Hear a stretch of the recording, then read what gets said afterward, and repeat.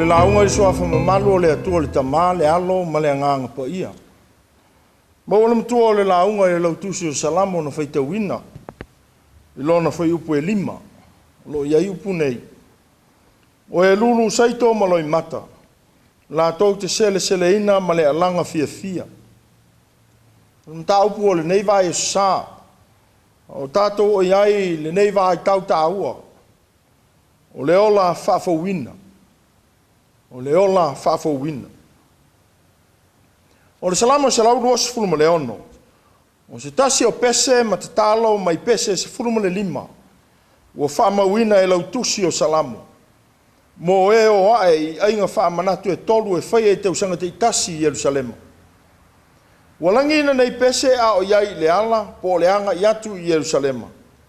Pe pese ina foi a o iai sauniga o ia aso faamanatu o a reto e le faafeteina o le einga o le Pentekoso ma le einga o Tapeneto. O le alanga o le fiafia mo avea matumutumu i lagona o upu o le pese ma le tatalo o le faamoemoe fou mai le atua. O le alu i Yerusalema mo aso faamanatu. O le faaalinga lea o le loto atu i le atua po le tautinoga o le ola faatuatua o le Isalaelu i lona alii. O le loto ua faamaliaina i manuia o le atua sasā mai.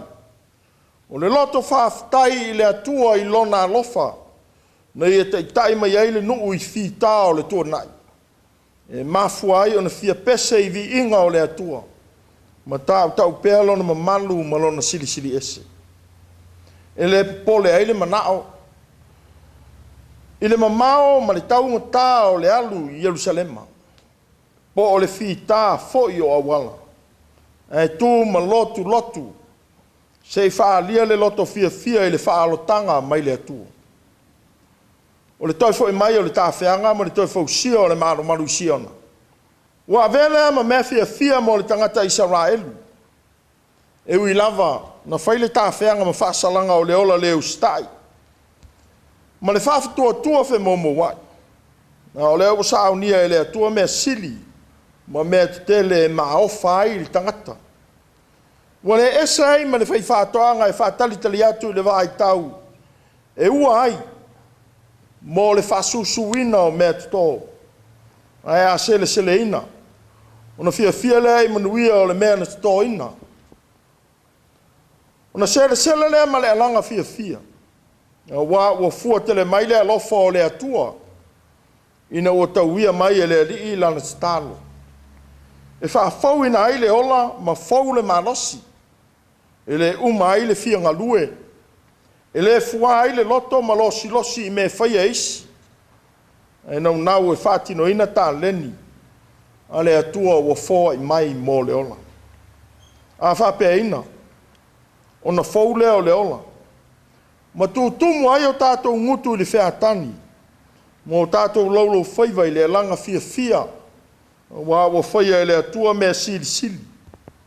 Ua faaogāina foʻi e le atua ana mea alofa na tuuina mai mo i tātou.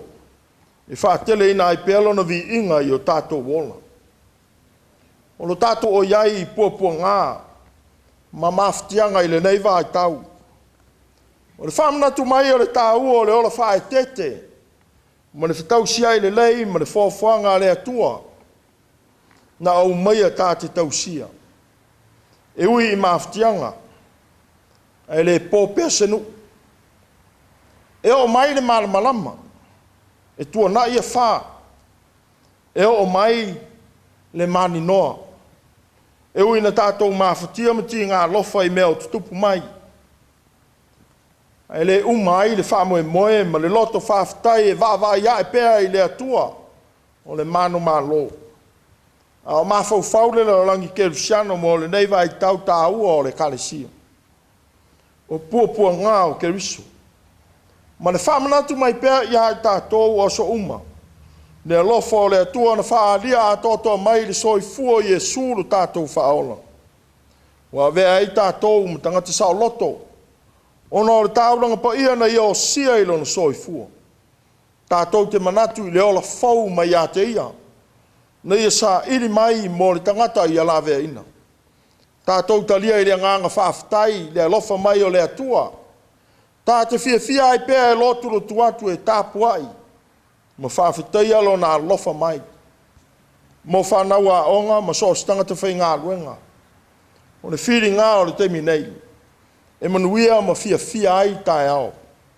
O le mawhatia o nei, e tumu ai o tō ngutu i le wheatangi ma le alalanga fia a tae ao. E whātupuina ai pēa le alofa i le atua, ma lona whaamawhana mai. E le uma ai le ola fia tau mwhai.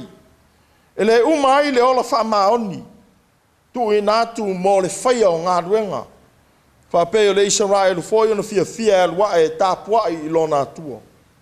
I aso whaamanatu mō lona atunu.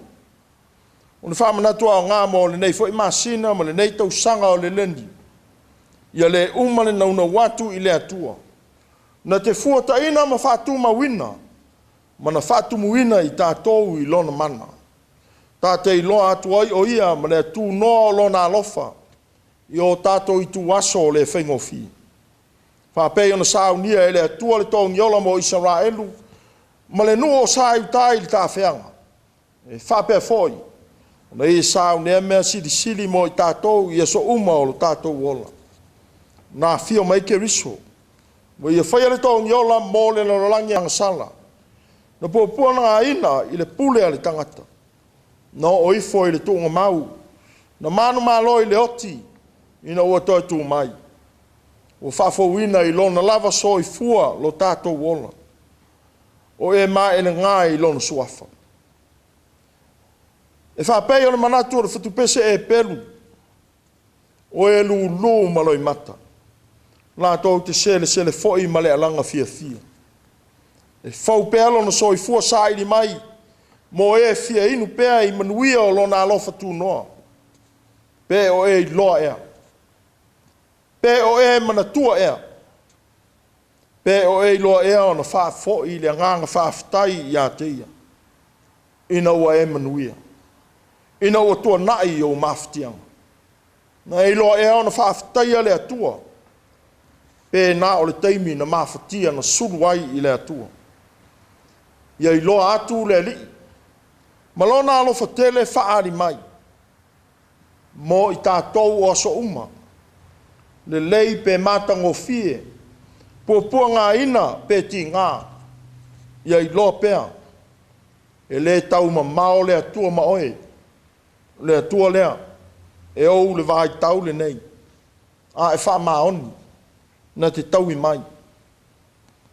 A whai e te wha maoni i a te ia. Na te au mai a tau i wha ariali o a tā ngā ruenga. Wa o e lu maloi mata. Nā tō te sele ina ma le fia. Wha maoni i le atua. Wha maoni i a ke riso. O le nā lofa mai. O le tū no o lona lofa. Na ia whaia ai lo tā wha o le tanga. Amen. Pese se lau ono sfurwha tātou te pese ai. E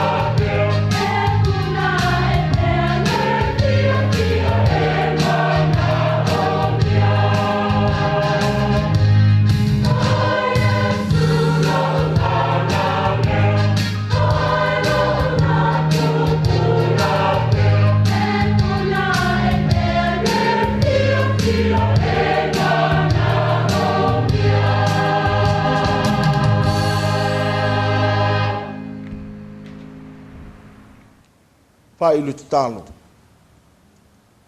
Tu mo mai o mātou lunga o manei, ma lunga o lau whanau whātua umai le langi, lo manuia ma lo file mu le atua le tamā. Ne lofo Yesu ke risolo mātou o li ima lo mātou whaola. Ma futa ina pēr mātou e lawa fio ngang pa ia. Nei e o i le whaavavau lava. Amen.